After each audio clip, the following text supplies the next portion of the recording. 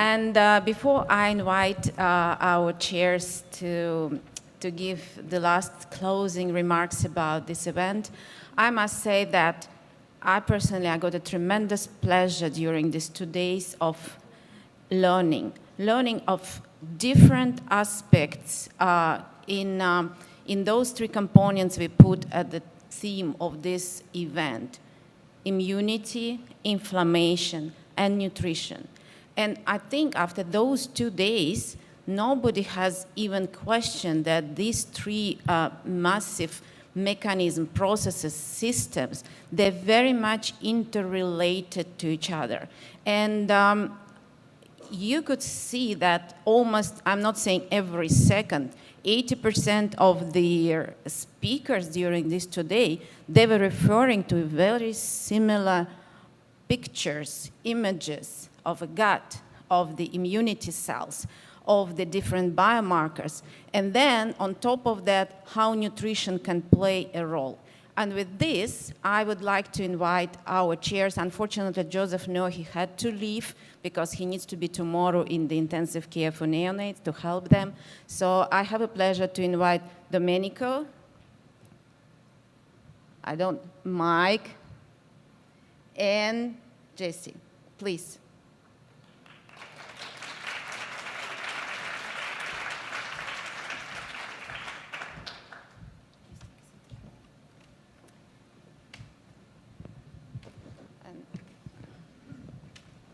We have one mic, or how many?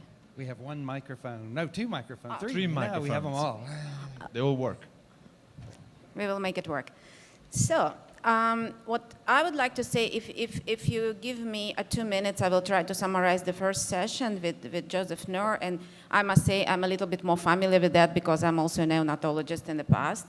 So I may say a couple of things about that. But what was intriguing in the first session, because out of 4 speakers, the 3 speakers were working really in a human medical world or in a human nutrition. And all of them, they brought a very important message to that nutrition is extremely important in the processes of inflammation.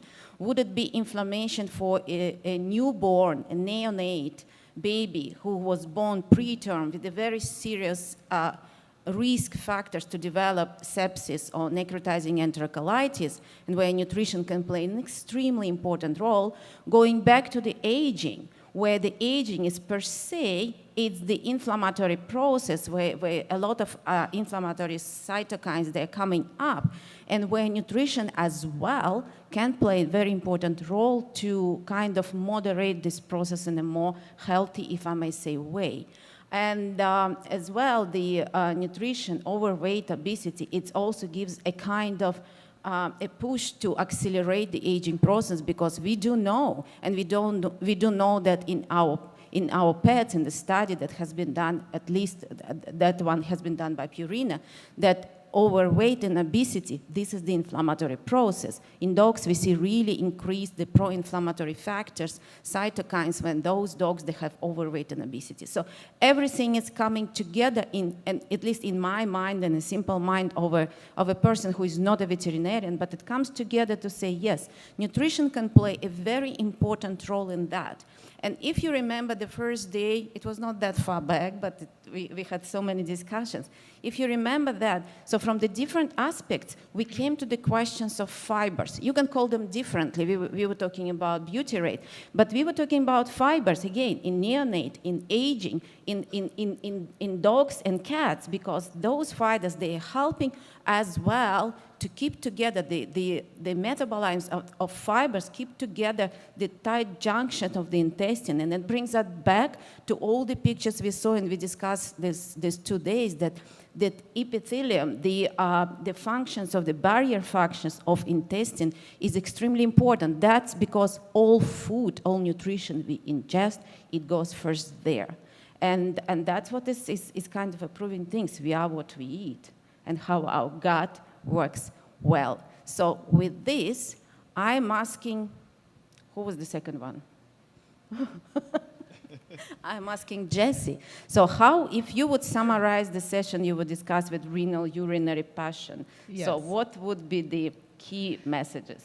Yeah, so I think part of the message that we tried to get across in our session was really the importance of pathophysiology and understanding these disease processes. We look at the tubulointerstitial disease, we look at glomerular disease, we look at lower urinary disease, but actually the entire cat, and then those comorbidities that go along with the disease process in nephrurology. And there are some very common themes there.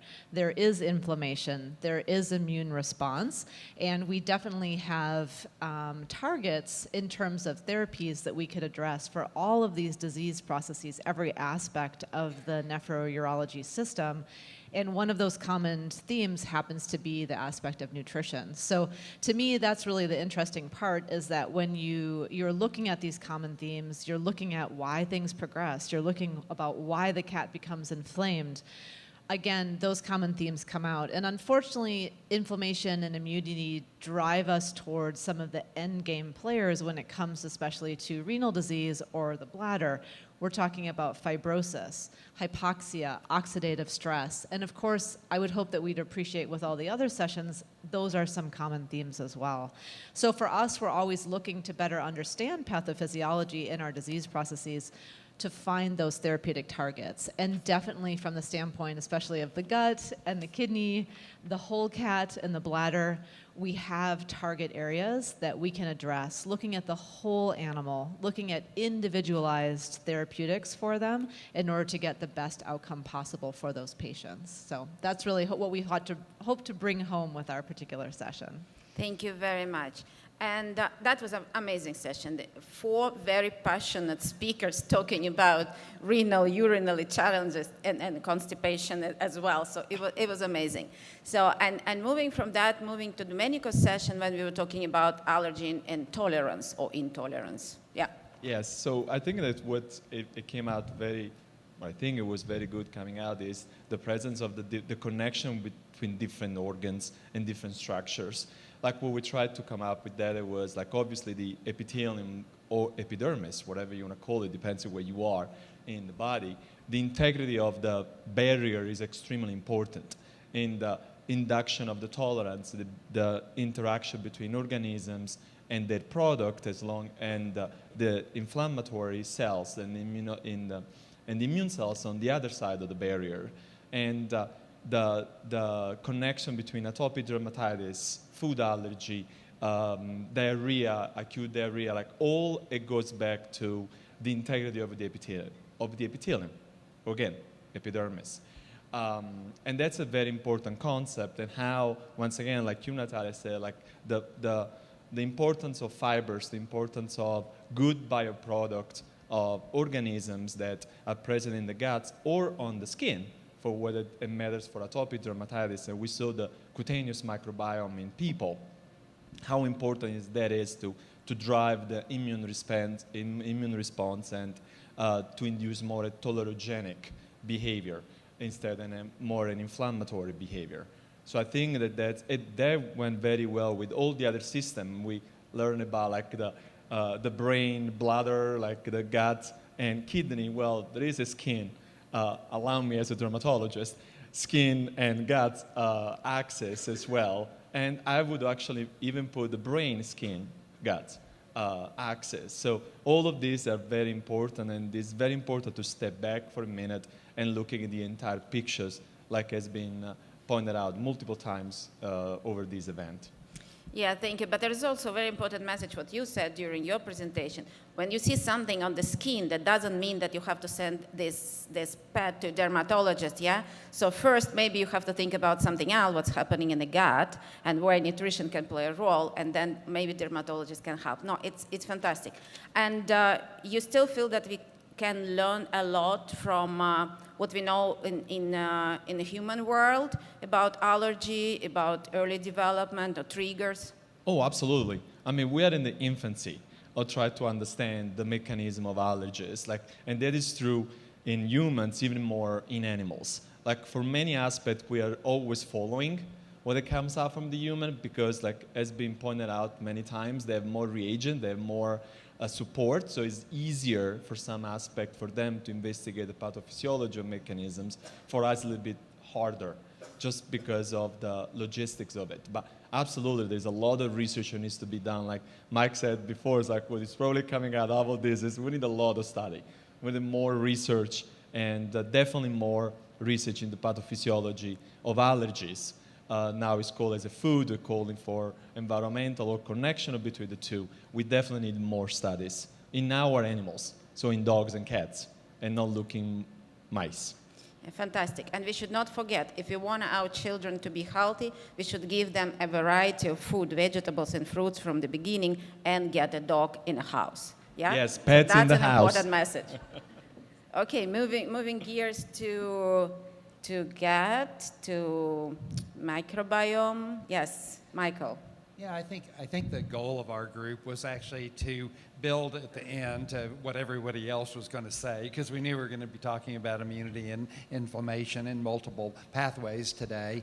But then kind of building to the multiomics approaches, that the fact that now in veterinary studies we can do more things that we could do even 5 years ago.